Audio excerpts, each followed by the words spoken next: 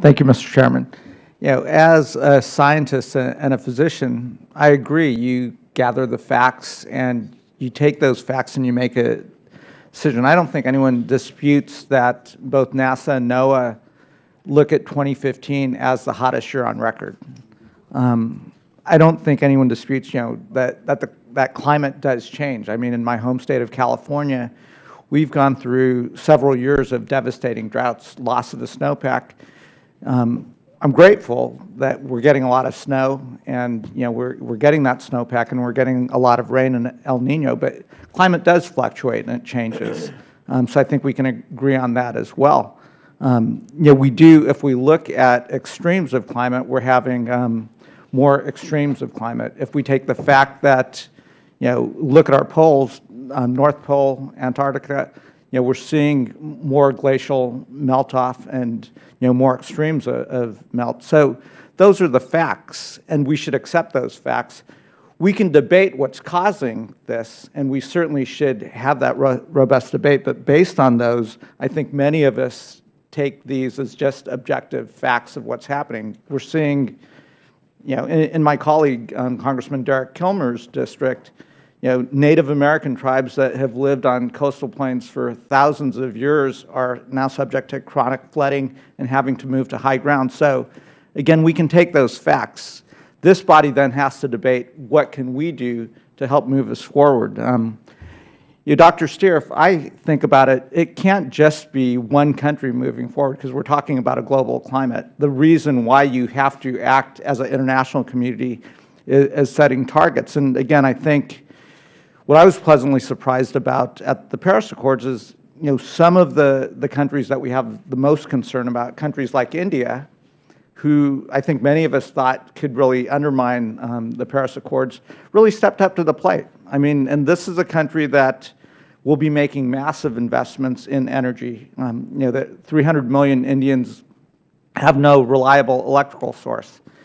There is a real opportunity to come up with innovative electrical sources in a very different way using alternative and renewable energies. And, I guess, Dr. Steer, as we look at this, you've already indicated corporate America gets the economic opportunity here.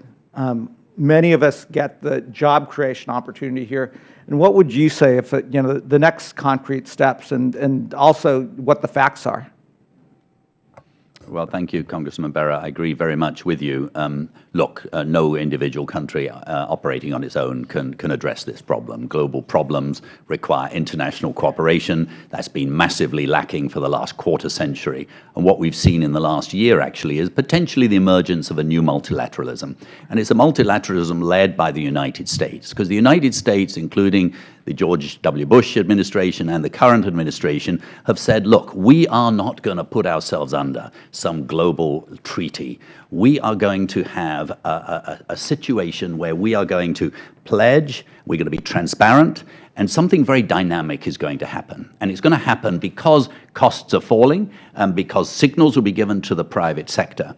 And what we have now in the Paris deal is precisely that. It's actually a very modern type of deal, because it's not based upon sending you to prison or sending you a requirement to pay something if you don't deliver. It's rather saying, look, we are going to move in a certain direction. Every year that passes, costs are falling. And that's why Prime Minister Modi, as you say, he came into power.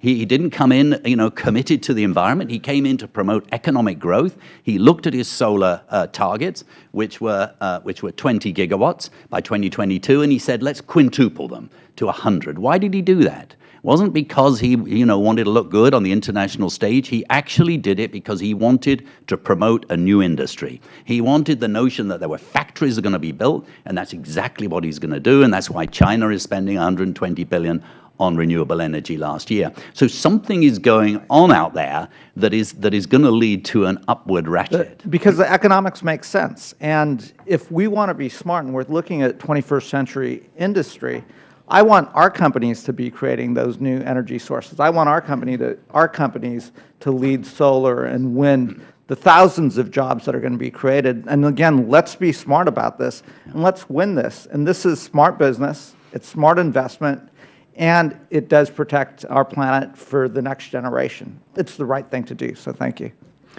I yield back. Thank you, Mr. Bera.